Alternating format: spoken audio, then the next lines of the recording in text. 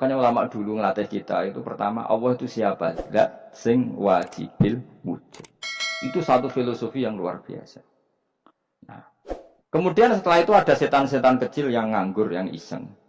Nah itu nggak usah kamu perhatikan. Tinggal delok TV, ngopi, terus tinggal nyate kelata. Enggak setan pingsan deh. Sokor-sokor stres deh. Dugaan saya setan saya itu pingsan, kurang gizi. Karena memang setelah itu setan menggoda gini. Lalu sebelum Allah jangan-jangan ada wujud yang lain. Jangan. Lalu Allah sendiri awal mulanya gimana? Kata Nabi, jika ada pertanyaan seperti itu kamu harus berhenti. Tinggal delok TV atau tinggal delok dangdutan. Ya kalau kepeksa apa-apa, kelasem ae. Saya tidak menghalalkan tapi kan sudah kamu lakukan. Karena itu lebih baik ketimbang pertanyaan filsafat. Banyak orang yang dulu sholat ketika sekolah filsafat tidak sholat. Alasannya sampai menemukan jati diri itu Tuhan. Dan itu bahaya sekali karena Nabi berkali-kali bilang kamu jangan mikir tentang Allah pasti rusak. Orang kok mungkin rusak dari Nabi pasti rusak. Nah cara menghentikan gimana? Karena setan ini makhluk, akal-akalannya gampang. Tadi tak warai. Saya sebagai ulama atau sebagai manusia atau sebagai orang awam atau sebagai siapa saja kadang ada pertanyaan seperti itu. Tak tinggal anggeling dharma, kan pusing setan. Ini kan ngenteni. Wah, ngenteni bar lo anggeling dharma. Bariku aku lesu mangan mie. Bar mangan mie waret turu. Kan dia ngenteni terus mau bikin was-was lagi. Ternyata saya sibuk kan enggak bisa masuk deh. Bangun tidur aku selali pertanyaan tadi. Dinteni. Nah, dia masuk lagi aku sibuk ngajak anak jalan-jalan. Jadi saya kalau jalan-jalan di pasar itu wis enteni santai wae. Itu memang resep dari Rasulullah. Jangan sampai orang terjebak filsafat yang sampai menanyakan eksistensi Tuhan. Dan dia tidak mau iman, tidak mau sholat, tidak mau puasa sampai menemukan Tuhan itu siapa. Itu jelas minas syaitonir rajim, itu perilaku setan. Makanya Rasulullah setiap ditanya sahabat gitu itu Nabi guyu-guyu. Dan guyunya Nabi itu kata Nabi, baguslah kalau kamu takut Tuhan kalah kata Nabi. Nabi gojok gitu. Maka ada ulama yang punya seni berargumentasi yaitu Imam Ghazali. Jika setan tanya kamu lalu sebelum Allah jangan-jangan ada wujud yang sebelum Allah. Kata Imam Ghazali, ya itu saja yang Tuhan, yang Allah ini enggak jadi Tuhan. Ya berarti wujud sebelum Allah itu yang benar-benar Allah. Kalau kamu bayangkan lagi, jangan-jangan sebelum itu ada wujud lagi. Ya itu saja yang benar-benar Allah. Sehingga tetap Allah itu menang terus. Paham ya? Yang jelas jangan sampai didahului Adam. Karena kalau didahului Adam lebih ngeri lagi. Karena sesuatu yang enggak ada menciptakan yang ada itu lebih buruk lagi menurut akal. Menurut apa akal? Nah, daripada kamu nggak saling Imam Ghazali, tinggal saja ndelok sinetron. Ndelok yang lucu-lucu aja. Ndelok sing lucu-lucu. Ndelok apa? Mencari Tuhan. Pokoknya sing aneh-aneh, sing goblok-goblok, sing lucu-lucu, sing perane wong apa? Lha saya sering diprotes saya. Gus Salim jenengan kok sering ndelok sinetron sing ana dialog wong goblok-goblok. Wong goblok ku menarik cara kula. Apa ya? Cara pandang itu di luar dugaan saya karena kula berkali-kali lho kalah wong goblok. Jadi makanya ini tak cerita nih, beberapa kali ini jari Gus Pak cerdas berkali-kali kalah sampai goblok. Ada seorang santri itu ingin dibelikan bapaknya itu sepeda motor. Bapaknya wong desa, senengane ngrumat sapi wedhus. Menurut saya ya orang tuanya itu mampu lah, sangat mampu untuk beli itu. Pak mbok ditukokno mawon wong sepeda motor. Kata bapaknya, "Anakku nu jog mondok tak goblok, Gus." Wong njaluk kok sepeda motor, njaluk mobil ora ya goblok. Lah kok goblok, Pak? Jenenge donya iku Gus, sing lahirno donya kok sapi iku ndek anak, wedhus ndek anak jenenge donya. Di mana-mana jenenge donya sing lahirno donya. Iki donya kok mangan donya. Mergo motor iku kan tuku bensin, mobil. Iku cara dene iku goblok Gus. Wah. Batin berarti kabeh kiai goblok perkarane tuku donya sing ngentekno donya. Cara dene donya iku sing lahirno donya. Batin kok pinter iki batin. Untungnya saya ini ulama ya, ahli tafsir ya malu. Sebenarnya kalah itu ya malu. Tapi saya sebagai orang objektif fair, itu teori benar apa? Jadi dunia itu ya sing lahirno dunia. Dunia kok mangan dunia itu goblok. Untungnya dia dengan saya itu jaraknya 5 kilo 7 kilo karena tidurin. Lala dia diterkon sepeda motor, aku tetap mau kalah. Pak, nanti jalan kaki saja. Karena kalau pakai motor ini kegoblokan kata saya. Terus mendingan deh. Loh, Gus mau kalah tadi.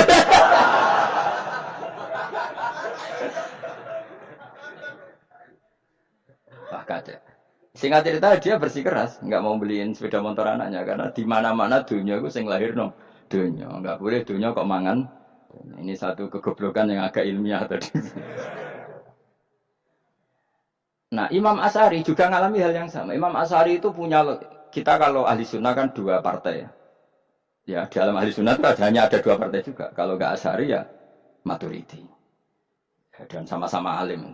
Ya kalau terpaut ya paling 5%, 7%. Ya. Kealimannya Asy'ari dan Maturidi. Imam Asy'ari itu bikin logika yang jelimet seperti saya sekarang ini. Logikanya yang jelimet, tapi permanen. Jadi yang saya ajarkan tadi itu logika yang jelimet tapi apa? Permanen. Karena tadi alam raya ini kadung wujud. Kalau kadung wujud, pasti pewujudnya yang menciptakan wujud pasti adalah kewujudan. Karena al-adam la yu'athiru syai'an. Di mana-mana kenihilan tidak yu'athiru syai'an. Ya sepakat ya, gampang kan? Tentu wujud ini prima disebut wajibil wujud. Lalu Imam Asy'ari itu bersikeras. Kalau imanul muqallid itu tidak diterima. Banyak yang keberatan ulama, tapi Nabi nyatanya yaktafi bi imanil a'rab al-khalina anin nadur. Nabi nyatanya mencukupkan imannya orang-orang Bedui yang mereka itu kayaknya tidak bisa mikir. Ya, Nabi yaktafi bi imanil a'rab itu wong desa al-khalina anin nadur yang mereka itu tidak bisa apa? Berpikir. Ingat cerita Imam Asy'ari survei. Coba ayo kita tanya orang-orang kampung. Ternyata kegoblokan orang kampung itu ya ilmiah, masyhur itu. Imam Asy'ari saja harus belajar dari wong awam, wong goblok-goblok. Kita kok ingin ya Badawi bima araf tarobak. Kowe kok iman be Allah itu bima araf tarobak. Lalu kamu tahu Tuhan kamu atas nama apa? Dengan logika apa? Jawabnya enak ya. Al-ba'ratu tadullu alal ba'ir wa atharul aqdam yadullu alal masir. Angger ana tletong ya ana ontane. Angger ana bekas delamaane wong ya ana sing bar liwat. Jadi misalnya ada bekas teracak anjing, berarti anjing habis liwat. Ada bekas apa ular ya berarti ular harus liwat. Ada bekas teracak manusia ya berarti manusia habis liwat. La wa hadzal alam atharun min athari qudratillah. Alam iki bekas, mesti ana sing gawe. Jadi Mas Ari pinter juga, mesti logikane gak jelimet tapi anggere ana tletong, ana sapine. Ana tracake wong berarti ana sing bar liwat. Dene ngomong gampang wa atharul aqdam ya dulu alal masir. Nah, terus Imam Asy'ari habis itu ngendikan, ya sudahlah dengan logika apa saja. Meskipun karena zori hadal Arabi sebagaimana cara berpikir Bedui ini, sementing ada nalar. Apa ada nalar. Ya nalar apa saja. Misalnya orang ahli matematika mungkin bilang angka dimulai dari 1. 0 itu akal-akalane Khawarizm. Mereka ini kebingungan nulis 10. Tapi tetap angka itu dimulai dari 1. Kalau misalnya 1 untuk mecah kesulitan ya harus dimulai 0,1. Tidak bisa 0 tok. Jadi 0 dulu itu untuk mematahkan kalau jumlah itu tidak sampai 1. Tapi faktanya jumlah itu kan pasti 1. Karena dimulai dari wajibil wujud. Khawarizm itu ya pintar matematika. Saya juga punya ilmu hisamnya Khawarizm. Itu kan dia karena kebingungan angka pecah. Misalnya 1 tidak sampai 2. Mau tidak mau harus ditulis 1,5 misalnya. Paham ya?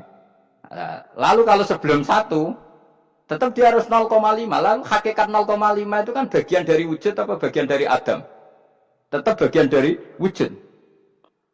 Jadi 0,5 itu kan khayal kuliah. Tawari ya. Mungkin saya ada ahli matematika ala wong kampus, tapi saya tahu Kang, ala Islam itu lebih gampang. Misalnya gini. Sesuatu itu kadang kamu putuskan itu satuannya 1. Tentu ketika separuh kamu katakan baru separuh. Tapi sebetulnya ketika satuan itu kamu katakan 10, yang separuh itu sudah 5. Itu kan terserah sing bagi, no? Terserah sing bagi. Ya iya, misalnya 1 juta, 5-nya artinya apa coba? 500.000 kan. Sekarang kalau 100.000, 5-nya jadi berapa? 50. Kalau 1,5 jadi. Nah itu kan terserah satuannya apa? Tapi tetap dari 0,5 itu tetap menunjuk sesuatu yang wujud. Yaitu 5-nya sebetulnya apa? 5 yang separuh tadi. Paham sih kalau maksud? Tetap nggak bisa sesuatu dimulai dari apa? 0. Nah, makanya kata Abdul Hamid Khan kalau dalam mendidik tauhid, itu gampang saja tadi. Alam raya ini kadung maujud, kalau kadung maujud pasti disebabkan oleh sesuatu yang wujud. Karena wujud pencipta harus berstatus prima. Lah prima ini atau premium ini kita sifati wajibil wujud. Atau kamu katakan apalah kausa prima atau musabibul asbab. Nah kelirunya kita dalam berislam itu, kritiknya para ulama, kita ini nyebut Allah dulu baru menceritakan status Allah. Kalau zaman Nabi itu dibalik. Status wajibil wujud itu kita terangkan dulu, baru yang oleh Islam itu namanya Allah. Paham ya? Kan beda, misalnya gini logikanya gini, kamu ketemu orang ateis, saya ulang lagi, kamu ketemu orang ateis, terus kamu ditanya, lalu alam ini yang menciptakan siapa? Allah Jalla Jalaluh. Mesti kan tanya, man huwa Allah, Allah itu siapa? Kalau dulu Islam mengajarkan nggak gitu. Surat pertama turun apa coba? Iqra. Iqra itu nggak nyebut kata Allah. Iqra bismi rabbika. Rabbika itu siapa? Alladzi khalaq. Sebutlah nama Tuhan. Yang berhak menyandang Tuhan adalah zat yang pencipta. Itu tidak ada kata Allah. Di surat Mudatsir, surat kedua. Ya ayyuhal mudatsir kum fa'anzir wa rabbaka fakabbir. Bukan Allah fakabbir, wa rabbaka fakabbir. Sehingga cara berpikir gini dibalik. Sebutlah Tuhan kamu. Tuhan itu siapa? Yang berstatus Tuhan adalah zat yang berstatus pencipta. Nah, lalu pencipta ini oleh Islam dinamai Allah. Kalau orang ateis kamu langsung bilang Allah, man huwa Allah. Berarti pertanyaannya Allah itu siapa? Lalu kamu jelaskan Allah adalah pencipta. Allah adalah wajibil wujud. Tentu lebih gampang kamu terangkan. Makanya Al-Quran menerangkan amuhuliku min ghairi syai'in. Maknanya saya di sini maknanya ya Allah. Apa? Allah. Apakah mereka diciptakan tanpa pencipta? Tentu setelah Islam tahu itu namanya siapa? Allah. Paham ya? Kalau balik malih. Jadi sebetulnya Quran itu ngajari kita itu ilmu mantek yang luar biasa. Misalnya, ya Yuhanna su'budu siapa? Rabbakumul ladzi khalaqakum walladzina min qablikum. Sembahlah Tuhan. Tuhan itu siapa? Pencipta kamu dan pencipta orang-orang sebelum kamu. Lalu Tuhan ini oleh Islam dinamai. Tapi kalau langsung kamu bilang ke orang ateis atau orang Uni Soviet, Allah itu Tuhan, Allah itu siapa? Sebab itu di beberapa ayat dijelaskan dulu status Allah. Sifatnya Allah, keekhasan Tuhan. Yang dikatakan Tuhan adalah zat pencipta. Kalau tidak pencipta berarti tidak Tuhan. Sekarang Yesus pencipta bumi apa enggak? Enggak, karena dia lahir sudah di bumi. Begitu juga Fir'aun. Fir'aun itu kalah telak sama Nabi Musa gara-gara logika ini. Ketika Nabi Musa ditanya Fir'aun, wama Rabbul Alamin, lalu Tuhan itu siapa? Kata Musa, Rabbus Samawati wal Ardi, yang menuhani langit dan bumi. Jadi Fir'aun, ndak, ma'alim tulakum min ilahin ghairi. Saya jalan-jalan kemana-mana yang dikatakan Tuhan oleh masyarakat saya. Nah, kurang ajar Fir'aun. Terus kata Musa, ya Tuhanku yang di langit. Terus manggil Haman Mesir, ya Haman ibn Ili sorfalla ali abluhul asbab samawati fa'atoli ila ilahi Musa. Haman, bikinan saya piramida yang tinggi, aku akan lihat Tuhannya Musa. Ada enggak di sana? Padahal misalnya munggah tenan di pangeran ra iso didelok kan repot Nabi Musa. Wah, payah ya nggih piramida nginceng pangeran teprak ketok kan. Akhirnya Musa pakai logika. Ya sudah gini saja, Rabbukum wa rabbu abaikumul awwalin, yang menuhani nenek moyang kamu yang dulu-dulu. Oh itu langsung fabuhita Fir'aun. Fir'aun tuh kaget sekaget-kagetnya. Dan para punggawa Fir'aun sadar. Wah, kalau Fir'aun yang Tuhan, babanya tanpa Tuhan. Kan Tuhannya balita kan gitu kira-kira. Tuhannya balita. Tuhannya barulah. Ya.